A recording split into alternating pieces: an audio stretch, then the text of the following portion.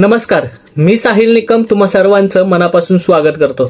एक चित्रपट असा असतो ज्याची खूप हाईप असते, परंतु तो नंतर चित्रपट चालत नाही। परंतु छावा चित्रपटाच्या बाबतीत असं झालं की ज्याची खूप हाईप होती आणि तो चित्रपट आज माउथ पब्लिसिटीमुळे लोकांना आवडल्यामुळे तितका चालतोय, इनफॅक्ट त्याच्यापेक्षा जास्त चालतोय जेवढी हाईप होती।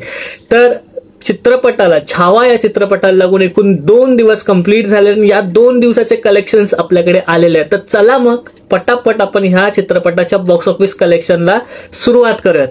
तर चित्रपटाने पहिल्या दिवशी जी कमाई केली तर ती होती 33 कोटी एवढी, आणि चित्रपटाने दुसऱ्या दिवशी म्हणजे सॅटर्डेला काल जी कमाई केली तर ती आहे एकूण 39 करोड्स एवढी। तर चित्रपटाचे वर्ल्ड वाईड कलेक्शन झालेलं आहे, तर ते सांगताना खूप आनंद होतोय की 100 कोटीचा टप्पा पार केलेला आहे वर्ल्ड वाईड कलेक्शन मध्ये। चित्रपटाचे जे वर्ल्ड वाईड कलेक्शन झालंय 2 दिवसांचं फक्त, तर ते आहे 105 कोटी एवढं। तर चित्रपटाचे जे ग्रॉस कलेक्शन झालेलं आहे तर ते आहे एकूण 75 कोटी एवढं। चित्रपटाचे जे नेट कलेक्शन झालेलं आहे तर ते आहे 72 कोटी एवढं। तरण आदर्श यांच्या प्रमाणे हे कलेक्शन्स आहेत। चित्रपटाचे जे ओव्हरसीज कलेक्शन झालं तर ते आहे 22 कोटी एवढं।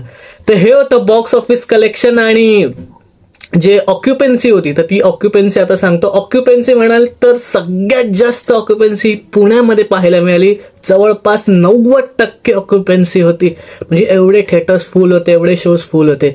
मुंबईमध्ये त्यानंतर 74% ऑक्युपन्सी होती आणि त्याच्यानंतर हैदराबादमध्ये सुद्धा तितकीच ऑक्युपन्सी पाहायला मिळाली, जवळपास 56% ऑक्युपन्सी हैदराबादमध्ये होती। म्हणजेच महाराष्ट्र आणि त्याच्या बाहेर सुद्धा हा चित्रपट चालतोय।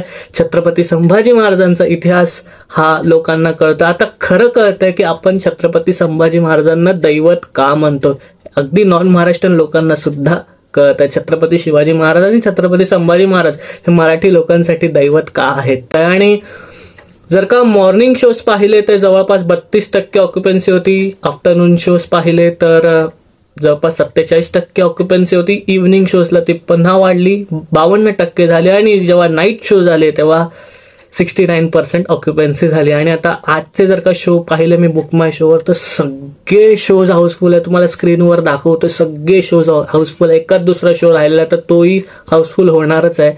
तुफान गर्दी आणि वेळ लावून ठेवलाय अखंड हिंदुस्थानाला। इनफॅक्ट हिंदुस्थान काय फॉरेन कंट्रीजमध्ये सुद्धा तितकीच कमाई होताना दिसत आहे। त्यामुळे छावा हा चित्रपट किमान 700 ते 800 कोटी, इनफॅक्ट त्याच्यापेक्षा जास्त काही 1000 कोटी सुद्धा कमवू शकेल बॉक्स ऑफिसवरती, आणि कलाटणी देणारा हा चित्रपट ठरू शकतो इंडियन सिनेमासाठी किंवा बॉलिवूडसाठी। तर इथेच थांबूया आणि पुढचं कलेक्शन उद्याच्या व्हिडिओमध्ये आपण पाहू। रविवारचं जे खूप इम्पॉर्टंट कलेक्शन असणार, तर त्यासाठी आपलं यूट्यूब चॅनल पिक्चर प्लॅटफॉर्म पाहत राहा। आणि लास्ट बट नॉट लिस्ट, स्वतःची काळजी घ्या।